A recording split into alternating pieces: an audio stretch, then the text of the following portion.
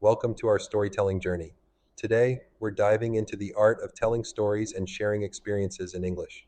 Storytelling is a powerful way to connect with others, and it can be a lot of fun. So, let's get started. First, let's talk about telling a short story. A good story usually has a clear beginning, middle, and end. Think about a moment in your life that stands out. Maybe it's a funny incident or a lesson learned. For example, I once got lost on a hike thinking I could find my way back without a map. I ended up discovering a beautiful hidden waterfall. That unexpected adventure taught me the importance of preparation and being open to surprises. Next, sharing a fun or interesting experience can really engage your audience. Think about a time when something unexpected happened.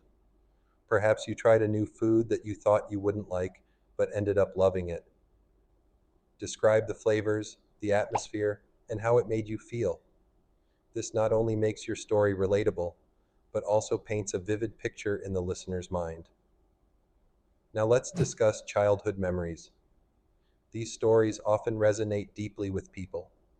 They can be funny, nostalgic, or even a bit embarrassing. Share a memory that shaped who you are today. Maybe it's about a favorite game you played with friends or a family tradition that brought everyone together. These memories can evoke emotions and create a connection with your audience.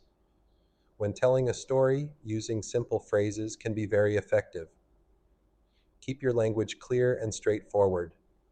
Instead of saying, I experienced a profound sense of joy, you might say, I felt really happy. This makes your story more accessible and enjoyable for everyone.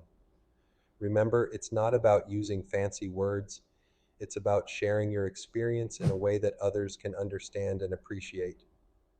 Now, let's think about how to encourage someone else to share their story.